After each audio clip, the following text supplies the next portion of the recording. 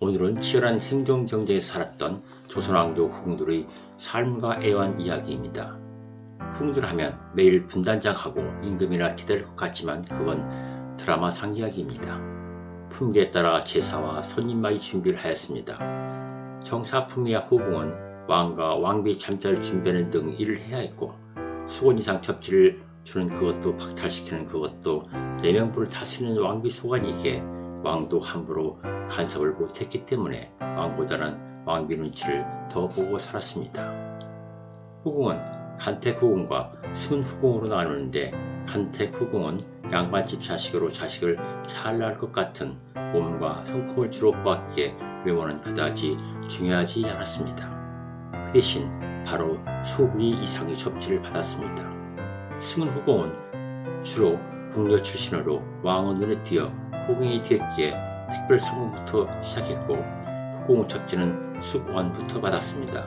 왕과 말장승을 쌓으면 특별 상궁, 숙원, 소원, 수경, 소영, 수기, 소위, 귀인, 빈자리 오르는데 왕비는 부품입니다. 회사로 따지자면 대리, 과장, 차장, 부장, 이사, 상무, 전무, 부사장으로서 부사장은 빈급이라 할 수 있습니다. 요즘은 이런 직급체계도 없어진 회사도 많지만 어쨌든 빈이란 자리는 영의정 직급인 정일품으로 이렇게 막강했습니다. 여러 명의 빈을 구분하기 위하여 착할숙, 뽑기, 빛나희 등 다른 여성을 상징하는 글자를 붙여 숙빈, 희빈 등으로 불렀습니다. 승을 입은 궁녀는 잡일에서 벗어나 개인 처소를 가지고 있었으나, 왕이 죽으면 후궁들은 궁에서 나와 자기 자식과 살기도 했지만, 자식이 없으면 출가해서 비구니가 되어 왕의 명복을 일생 빌면서 외롭고 쓸쓸한 일생을 살다가 죽었습니다. 물론 자식을 많이 낳아도 낮은 직급이 있고 왕의 총애가 있으면 후궁 풍계는 의미가 없었습니다.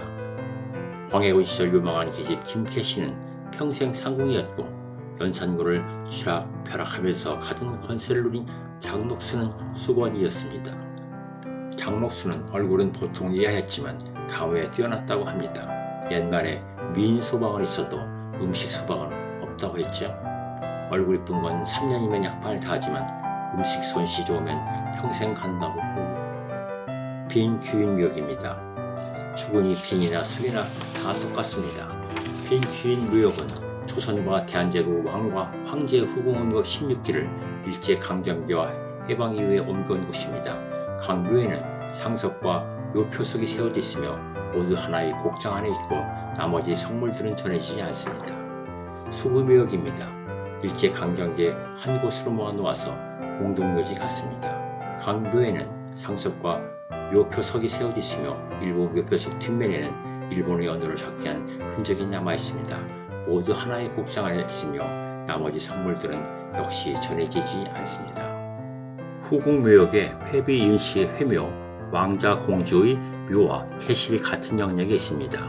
빈 귀인묘는 조선과 대한제국 국왕과 황제 후궁묘 16기를 모아 조성한 묘역입니다.